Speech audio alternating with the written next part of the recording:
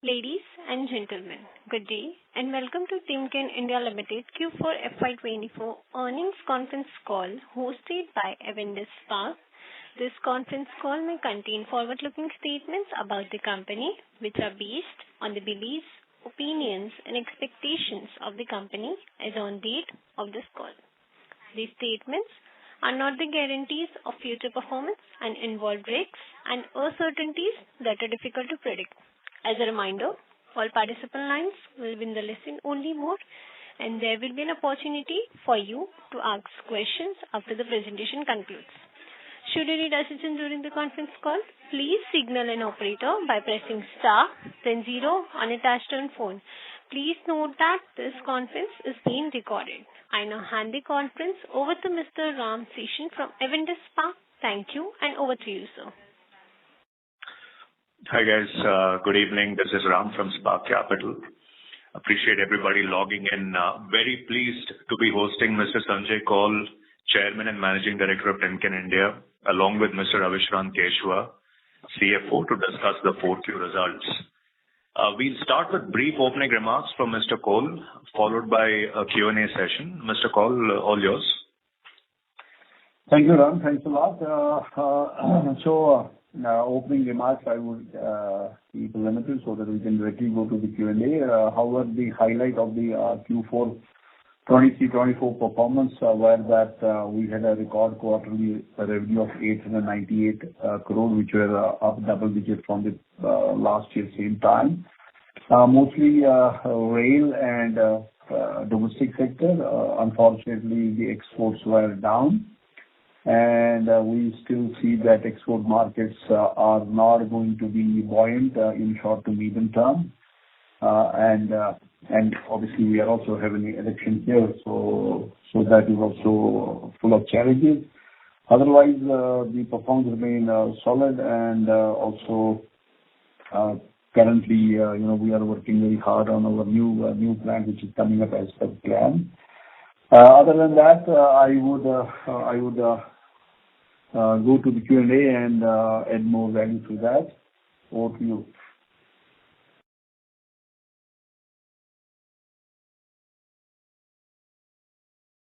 Let's start the Q&A, please, Muskan. Thank you very much.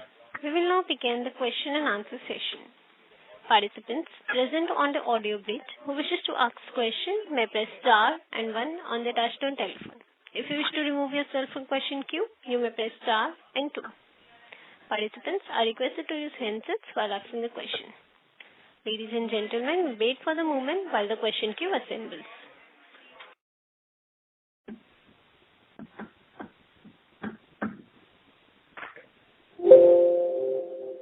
The first question is from the line of Krupa Shankar from Avendus Spark. Please go ahead, sir. Yes, sir. Good afternoon, and thank you for the opportunity. Just first up question is on exports sort of things. Just wanted to pick your brain on sequentially how you're seeing things improving on the exports piece, and if you can throw some color on the Class 8 demand as well, and how you are seeing that shaping up. So on the export side, as you all know that we export to both the global rail markets out of Timken India Limited, and also we export for the heavy truck to the different markets around the globe. On the rail side, South America is pretty robust, so they are doing pretty well. That market is doing pretty well on the rail side. However, on the heavy truck side, it is not where it should be, and it is soft, and the soft landing is not expected in the H2. Looks to be in the short and medium term it will remain soft. However, the rail markets are doing well in South America for a change, and North America is okay, but the heavy truck market is for sure not doing well. So that is looming large, and then the US market have their own elections in November, so that is a little bit of an uncertainty there. Other than that, the local markets, especially the rail in the domestic market, is doing pretty well. Australia is flattish. ASEAN flat to low, China, especially for wind, pretty much down. So globally, there are some pockets of bright spots, like Israel in South America. Other than that, India obviously is holding on, and no other major India style that kind of GDP growth is not happening in the near term. Got it, sir. Sir, also a bookkeeping question, if you can share the revenue breakup for the quarter as well as for the full financial year, that would be really helpful. Yeah. So the Q4, our revenue breakup was, rail was 34% in the quarter, and mobile others was 17% of the 898 crore of that quarter, and distribution was 19%, and process industry, which is stationary equipment, was 17%, and the exports were 14%. So that was for the Q4. And then for the full year, the rail stood at 23%. The mobile, which is the heavy truck off-highway, was 20% of the pie, and distribution was 18%, process was 19%, and exports was 20%. And if you see, that was the whole year 23-24, and if you compare this with 22-23, rail was 17%, and this year we completed, the pie was 23%, and mobile others remained flattish, 20-20, distribution same, 18-18, and process was 16 in 22-23, went up to 19, and the exports came down from 28% in the pie to 20%. So definitely we had almost 20% in the quarter on the export side. So that was which was heavily made up through our rail trade. Thank you very much, sir. I'll get back in the queue. Yeah. Thank you. The next question is from the line of Abhishek DSP. Please go ahead. Yeah, hi, sir. Thank you for the opportunity, and thank you for those initial comments.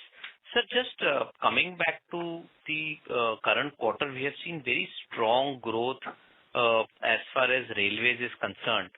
Any thoughts? Is it led by more, wagon manufacturing kind of happening, and that's resulting in more bearing requirement? Is it Vande Bharat, or is it just one-off? Any some indication on the rail sustainability part as far as growth is concerned, sir? Rail, obviously, the rail market is pretty much buoyant in India currently, both from the fact that more wagons are getting built, and then also Vande Bharat, and then whatever little bit of metro, and also locomotives. So rail certainly is going to remain, as I always say, that this rail will always be better than the previous years for many, many years to come. India has to do a lot more in railway, and the intent of the Rail Mantralaya is very much there.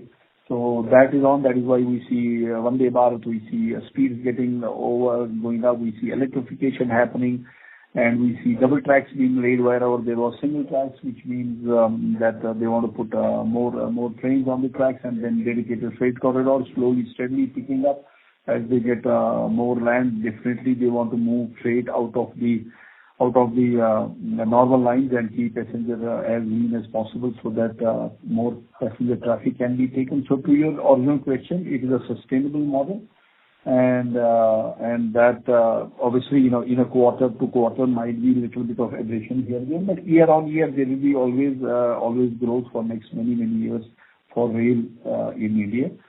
So that would be my answer for that. Okay, that's very helpful. So would you still be maintaining a 50% market share, or would your market shares have moved up in railways? We have it has moved up a little bit.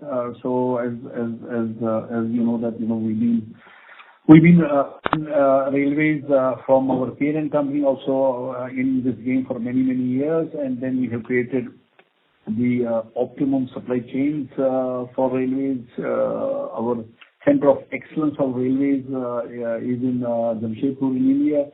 And then also on technology front, which we get from our parent, we are continuously upgrading those, and whether it is sealing technology, whether it is greasing technology, whether it is the material science of it, extracts so that the residual life of these bearings go up and uptime of the rail in itself goes up. So that would remain to the core of it. Okay. So, but just in terms of the railway part of it, you think you have enough capacity, or at some point will you also have to add capacity? Any thoughts on the same? Good question. Certainly, I think the rail capacity as it goes today, and we also exporting it in some markets at times are behaving like South America is doing pretty well. And we are looking at these capacities very closely, and so that we don't want to be saddled with fixed costs, but at the same time, we don't want to be saddled with non-capacity. So this is a very good point for evaluation, and we are evaluating and seeing how do we increase the throughput and also the base capacities. We have not taken any decision yet as we speak, but it is on our active consideration list. Okay. So the other segment which has done well for you is the process part of it, which has seen which has been seeing healthy improvement. Sir, any thoughts, because that's a segment which caters to the steel, cement, and the power part of it, and we are seeing a lot of steel capacities coming, cement capacities increasing, a lot of solar panels are being put up.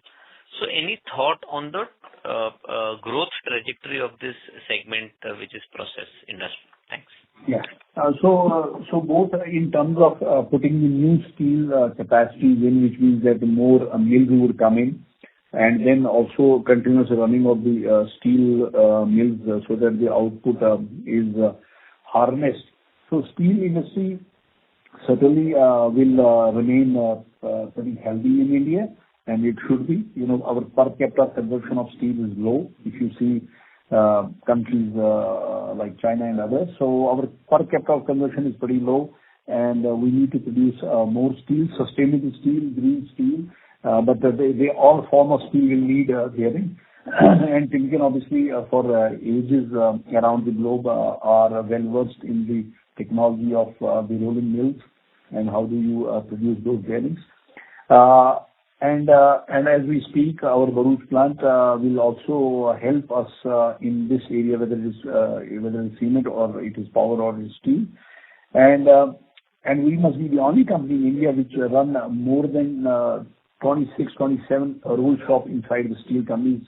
You name the steel company, we are inside there 24/7, de-choking, choking, mounting, demounting, and things like that. So this market will remain pretty nice as we need more steel for building the infra in India. And we from the Timken India side will remain close to the customer and will make sure that we ride the wave as it comes. And it is obviously, you know, we all know that a lot of steel companies are investing, enhancing capacities, and also producing more and more. The shape and a little bit might change. People might start putting more electric arc furnaces, which means that they would like to reuse the scrap steel, etc. But they have to do rolling. They have to do rolling and things like that. So we see a nice growth in this market. Great, sir. So one last question. In terms of the new capacity, we see fair amount of capex being done, almost about 260 crores kind of operating cash flow has kind of got invested or capex has been done. Any thoughts on the timeline, sir? Are we on time to get it up and running by fourth quarter of FY'25? When can one see the traction? So just to give a flavor, main shop floor civil work has been completed, and our pre-engineering building is all up, and roofing is in progress. our major high tension wire cabling, extra routing and all that, substation switchgear work is in progress. I'm glad that our system, ERP system is already in place and is live currently for the new plant, and likely production start is same as per plan. So we should be able to, the machines are, either on the seas or on landing in Bombay from different parts of the world, as this is going to be a high-tech plant with a lot of robotics and IoT and things like that. So things are moving. And to the direct short reply to the question is that we are on time and should be P-papping by the end of this year and commercial production thereafter. Great, sir. I have few more questions. I'll come back in the queue. Thank you so much. Thank you. Thank you. The next question is from the line of Ankur Sharma from HDFC Life. Please go ahead. Yeah. Hi, sir. Good afternoon. Thanks for your time as always. Just going back to the export piece, and if I heard you right, I think you said, in the quarter gone by, exports were at 14%, 14, right? Which possibly is one of the lowest we've seen in a very long time. So are we, obviously there would have been both a YOY and a sequential decline there. But are we like near or at the bottom, and therefore at least going into the next few quarters, we start seeing an improvement, or is that also a little difficult to call out? So I would say that yes, this quarter was among the lowest. Definitely, you are absolutely right, bang on. This was among the lowest. While the next quarter might be a little bit better, but the idea of soft landing, which was earlier thought that by H2 US market would be up and running with full speed. That is not seen by us, both our principal and we from here looking at that window. It is going to remain a little bit soft for sure. And short term, medium term, maybe the last quarter was among the lowest. I think it is bottomed out, and next quarter might be slightly better, and thereby, but kind of going up like a hockey stick is not happening this year. But definitely, next quarter might be better than the previous quarter, and thereby next slightly better. But overall, short term, medium term, export markets would remain soft, which means that if you look at the calendar year, January to December would be kind of soft, with the January to March among the soft sets. Right. And I'm just wondering, because is it primarily driven by the weakness you expect in the heavy truck, the Class 8 market in the US? Because I thought you said the rail markets are doing okay, right? So it's more to do with the decline in the US market? Yeah. So rail market in South America are doing well. Rail market in North America are okay-ish. And heavy truck market is not doing well. Okay. So, okay. Fair. Okay. And then we are also exporting. Australia is also flattish. ASEAN is actually low. And so, overall it is for the heavy truck, and even in India, the heavy truck is also flattish. So, yeah. So it is a little bit of a global phenomenon. Fair. And are we, or is the parent also exploring options of maybe sourcing more from us in India? Is that an offset or a lever that we may have as well? So yeah, the global supply chain folks are always looking at options of sourcing, resourcing. But as you know that resourcing, changing source is like steering a very big ship, cannot be done overnight and things like that. So the evaluation of sourcing, the resourcing, all that will always be there. But the plants we have a plant in Mexico. We have obviously plants in different parts of US, and we have plant. The parent has a plant in China, etc. So sourcing from India will remain attractive. But overall, the markets are not really doing so well. So including the off-highway market in America, even that is not doing that well. Fair. Okay. And just on the distribution piece, right, which is the aftermarket, I'm assuming a more stable and also more profitable business for you. Fair to assume that keeps on growing in that 10-12% kind of a range in line with maybe nominal GDP. Is that a fair assumption? And also, what is driving that growth there?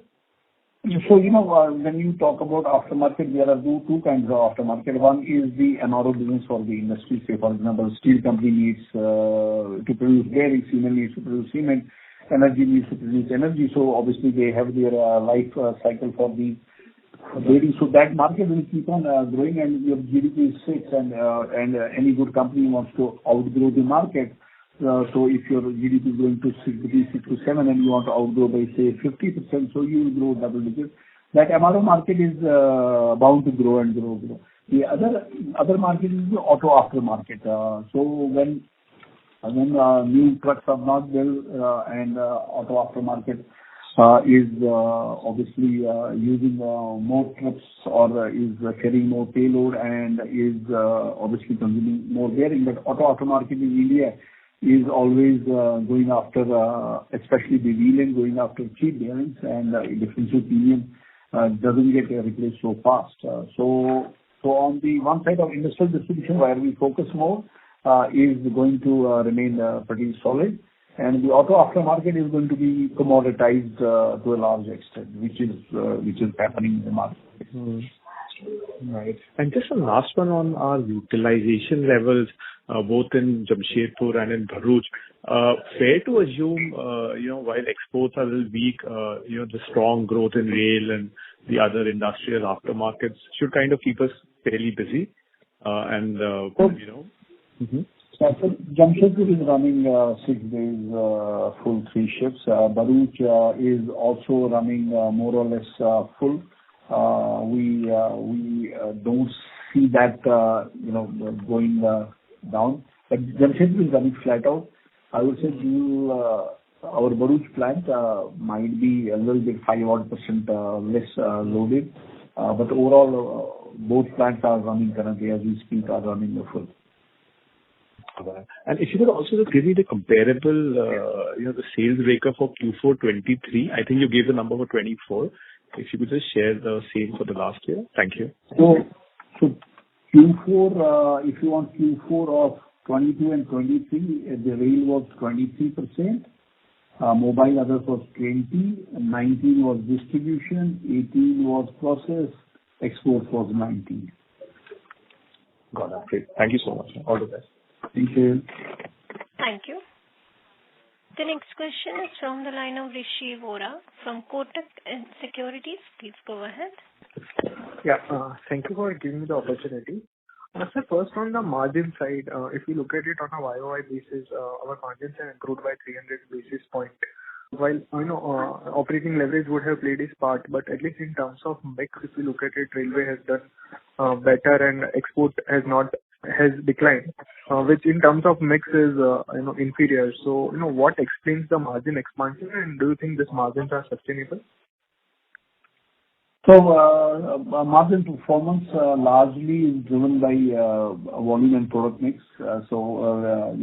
Utilization was better, so that helped because when you can over leverage capacities, so that has an impact on the margins. And the second is that post COVID, the industry has been relentlessly leveraging cost or cutting waste or making sure that the waste is out of the system. And now, because of the push on ESG, especially sustainability, so everybody is trying to see and make sure that these supply chains are circular, they are shorter, smarter.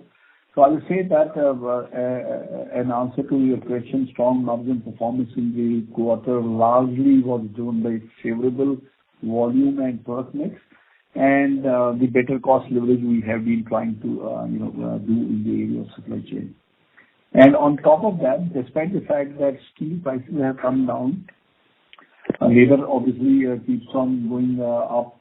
So we have been working very hard on price realization, and that has remained pretty much our continued effort on price realization despite softening of the metal prices. So that we are, generally the OEs would only look at steel. Now we are trying to discuss and bring their focus on the other aspects of the pricing. It is not only steel pricing, and when you are a natural supplier, how much productivity increase can be done over a period of time when you are already supplying for 40 years. So that is also a go-to strategy, especially when the application is where you can harness value.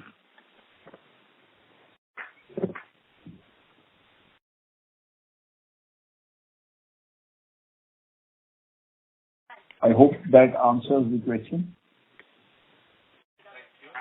Thank you. The next question is from the line of Rajesh Kothari from Alpha Advisors Private Limited. Please go ahead. Good evening, sir. Just a few questions from my side. The first question is on the railway side. Can you please share in terms of this growth? Because generally, the railway capex is yet to happen in a big way. So over next 2 to 3 years, do you expect this segment to continue to grow at 25 to 30%? And if yes, how much you think is primarily driven by, say, Vande Bharat and metros compared to, the freight related railway segment? So I can't tell you whether it will grow 25 to 30%, but as I've been telling over the years that rail in India will always grow. The growth might not be like a huge hockey stick, but it is bound to grow year on year. It has to grow for the simple fact that we don't have enough track kilometers. When you lay more tracks, you need more trains, you need more stuff, and as you produce more steel, as you produce more cement, then you need those wagons to transport it. Then we have an aging wagon population as well. Despite the fact last 5-6 years we've been pushing new wagons, but still 300,000 population of these box and wagons need to be overhauled, especially replaced, especially because of the fact that dedicated freight corridor is slow, and you cannot afford to have a bag wagon or a hot axle on a track where the passenger is coming every 2-3 minutes. So long story short on this is that Indian Railways will grow YOY.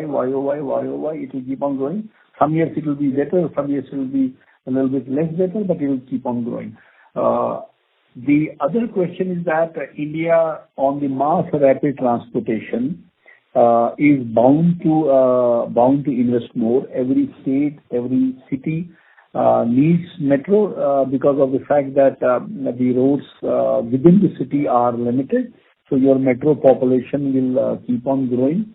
But then metros don't use mass amount of cars and bearings. But it is still a segment which will keep on growing. On Vande Bharat and related area is that now the good old Shalarian passenger car, which was the workhorse of Indian Railways, needs to be replaced all over India because of the fact that it has limitation on safety, etc. So the modern coaches of Vande Bharat and speed enhancement, etc. will keep on happening. And as you see Europe, as you see China, the speeds are much higher. We still have to catch on the average speed of say 175 kilometers and then maybe beyond that. So this segment will also keep on growing. So whether it is 25% or 30 or 10, but every year will be better than the previous year. And the capex obviously has to happen. Now some years they might be able to buy, like last mega tender was 90,000 wagons, and then there was a little bit less.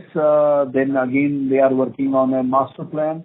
So the master plan on infrastructure certainly has a major play for railways. And electrification, 1,000 locos a year and all that stuff. So this sector in India will grow for many years. Now whether it will grow 20 or it will grow 5, but it will keep on growing.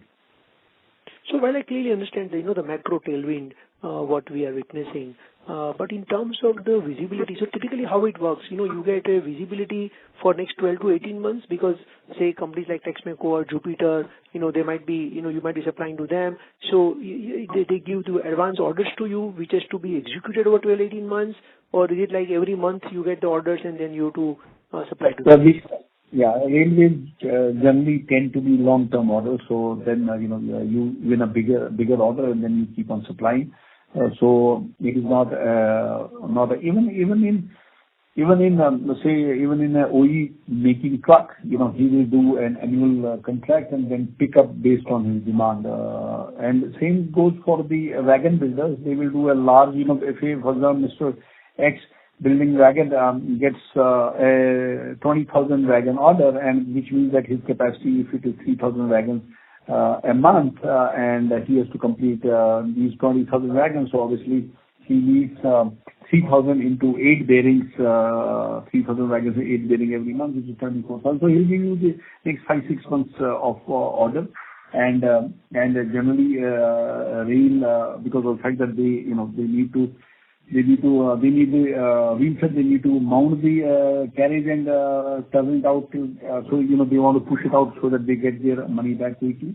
So it is generally, I would say it is an order for which lasts 24 months, but it's certainly between 6 months to 12 months the order would last. So it basically means that in terms of you would have certain visibility for the current year as well. We have definitely we have the visibility for this whole year. And that looks reasonably robust as you see the order book as on now in terms of that looks reasonably strong. It looks pretty robust, good, and then as we get into October, then our visibility will go into 25 mid, till that time. Oh, I see. So, would it be, I'm not too sure, but is it possible for you to share some number in terms of the, say, order intake or something like that? Because, a macro tailwind, of course, is there for next 10 years for India, correct? Amritkal is going on. But, that growth of 10, 20, 30, 40, there is a big difference between the two numbers, correct? And to that extent, of course, the profit variance is also very, very high. So, would it be possible, you might use in a different terminology, high teens, low teens, high 20s, low 20s, but some indicator definitely will be useful for us. Yeah, so, I can tell you that it is robust. We have an order book which is very strong. Beyond that, obviously, I don't want to share. But as we speak, next 6-8 months are pretty robust. Super. Sir, my second question is with reference to the automobile segment. Typically, the commercial vehicle, segment is a very bulky segment for you, and CV industry is right now going through the, what I would say, consolidation, or maybe a little bit, kind of downward kind of a trend. But despite that, our margins have improved because normally this is considered to be a little bit higher margin segment. So how we should read that? And despite CV kind of a little bit slowing kind of a growth, you still reported reasonably good number in a mobile segment. So how we should read this? So obviously we have reported margins as a whole, not in mobile. We have obviously given the whole quarter consolidated margin. That is how it is. Now, if you want to say that the CVs were flattish and the rest was whatever percentage. As I said earlier I think Ankush was asking the question that margin performance in the quarter is obviously product and mix and leveraging the capacity always plays a role, and then our consistent work in the area of supply chain, steel optimization, extra that plays a role. So our endeavor obviously always is to have a better margin, but sometimes the mix is to your disadvantage, and sometimes it is to your advantage. So depending on the forecast and the buyers and things like that.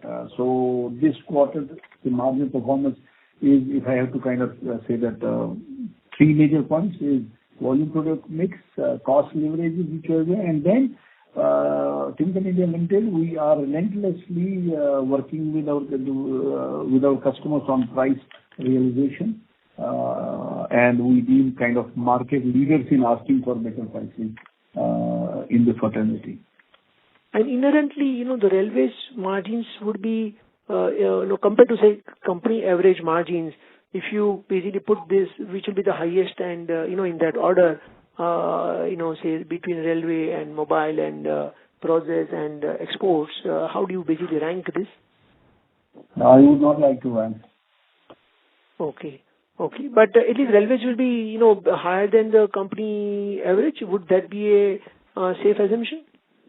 I cannot give you my core competence and strategic pointers, but generally, I would say that the aftermarket is always around the globe, any segment, aftermarket is always the most profitable. Sure. And last question on my side, in terms of the competition, how do you see the competitive landscape, particularly on both railways as well as on the process side? Because the competitors are also entering into a few segments where Timken has a traditionally very strong hold. So would you like to comment on that? Yeah, competitors always were there. The competitors and competition has been there and will remain there. And obviously, there are in this segment still today, there are only few companies which have the technology. There might be companies who have money to, say, buy a foreign, nice, great grinding line. But then there is a lot of application engineering, customer engineering, product technology, manufacturing, which only a few companies have. And I'm not saying that the competition will not have everybody in this market over the years, but and this is a game where the mobile we had in 1998, the mobile handset we have today, you can understand what is the technology change happening. The car which I drove first time when I joined Tata Timken back in 1990, the premium Padmini, I used to carry all the spark plug, pana, petrol bottle, everything. Now I don't know the there. So so all that put together, I would say that the parent is relentlessly innovating, and obviously other few companies are relentlessly innovating, and this market needs innovation. And then new segments, sunrise segments are coming. For example, I'll give an example that the solar used to be fixed panel. Even in India, till last year, it was generally fixed panel. And then all of a sudden, people understood that, hey, you have to leverage solar to the maximum, and the sun direction to the panel is changing. Now rotating panels, which means small gearboxes, bearings, extracts. So that is one new segment, and not everybody will have the technology to cater to that.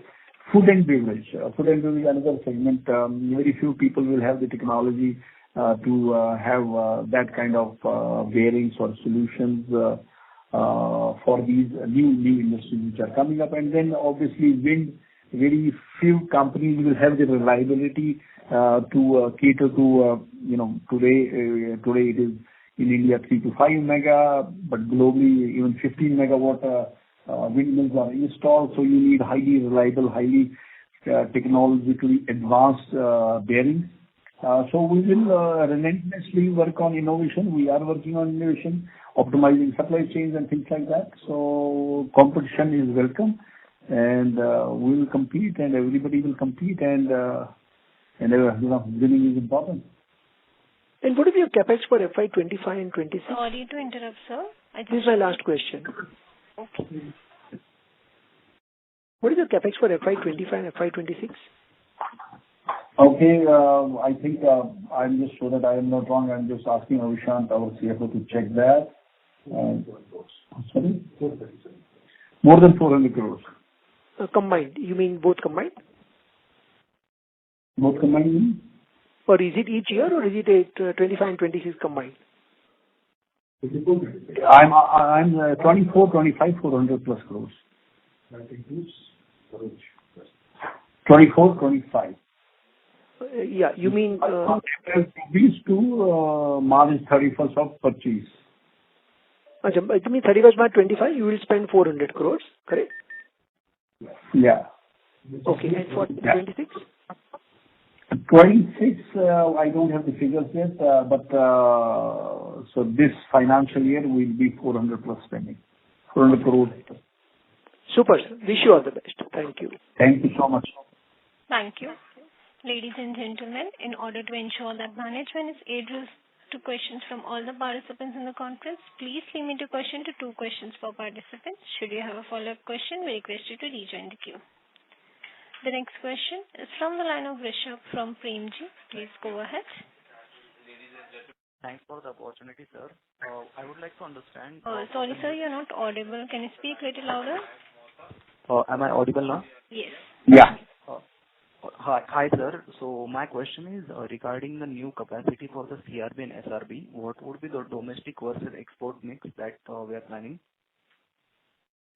The CRB and the SRB mix is going to be, there are certain application in this segment which are both available in, where consumption is in India and where consumption is outside. And these vary largely in the size range. The market largely is India, and also there's a nice market in ASEAN and a little bit in Australia as well. And obviously, it has a market in Europe and other places, but our focus on export it would be a little bit less, and it will be more domestic. And we are open to exporting more and more, but our first go-to market strategy on this definitely is domestic market, where we are already supplying tapers, and we are well entrenched with these customers, both whether it is material handling or it is cement or it is power, extra. So domestic is the priority, and there are markets in ASEAN and nearby countries which would also be catered. I can't give you the exact percentage. Focus is domestic for sure.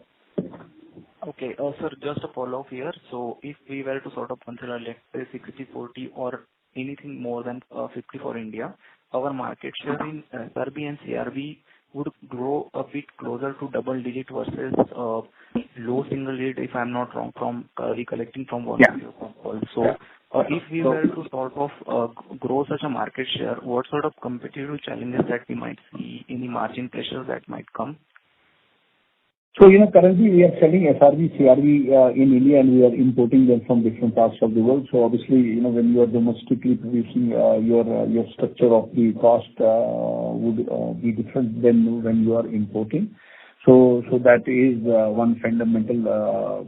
You can't produce everything in one country, but whenever you are importing, obviously the cost challenges are more than compared to domestic production. And definitely our penetration in CRB and SRB is less. You are absolutely right, and it is a lot better in tapers. And the idea is that we grow into a double-digit penetration in this area in India, and that is the intent, and that is the path we are taking. And we have already started, testing certain part numbers, etc. So far so good. Looks pretty okay. And now we have obviously complete the plant and start PPAPing and start selling. But the general direction is that we want to take the penetration single digit to double digit with this plant in India. So you're confident that the margins won't be impacted despite such aggressive growth? If every patient remains same, should have a nice impact, positive. Okay. Thank you, sir. Thank you. The next question is from the line of Abhishek from DSP. Please go ahead. Yeah, hi, sir. Thanks for the opportunity again. Two questions. First is, the parent has got into a lot of M&A in terms of new products, which is coupling chains, belts, pulleys. Any thoughts of actually, starting the distribution of the same in the domestic market? Any thoughts, progress there? So the whole concept, if you see, is that we want to be on the powertrain, which is right from motor up to the end, and it has coupling shafts, chains, pulleys, lubrication system, and the Timken globally has assured companies which would serve this dynamic powertrain and pretty much high-tech technological companies like Roll-On is, for example, one such company, and Grunwald Becker in lubrication, and Lovejoy in couplings, and Diamond in chains. And definitely India is a growing market, and India is a great place to manufacture, great place to source, great place to export, etc. So currently this is an area where there is a chance for us to grow, definitely. And it is not only importing and selling in India. It is like, can we as a company create a supply chain model out of this place and serve the Indian market, serve the globe, saying is easy, doing is tough. And we are looking at it. We are working on it. Say, for example, on one of the metros, we installed a lubrication system first time, and running very successfully already. So we are looking at opportunities and seeing what is the best way to serve this market. And definitely this is a market which we should cater in India. This is a combined nice market. The parent has the technology, and that technology is available to us. Now, how to optimize the supply chain to cater to the domestic market, and at the same time, see if we can also be part of the parent's global supply chain model. So, but any thoughts on the timeline, team? I cannot comment on the timeline as this creating supply chain is tricky in the sense that you have to either go and buy a company or build a company, or have such capable companies in India which can become your source partner. So we are working on it. We have a small team working on it currently, but no timeline which I could provide. Though my intent is the timeline should be faster and faster, but currently do not have any such timelines in front of me. Got it. So the other question is on exports, which has seen, at one point in time, exports used to contribute to more than 30-35% of your overall top line. In the current quarter, it has gone down to as much as 14%. And if you look at your overall EBITDA margin, still continues to be very robust.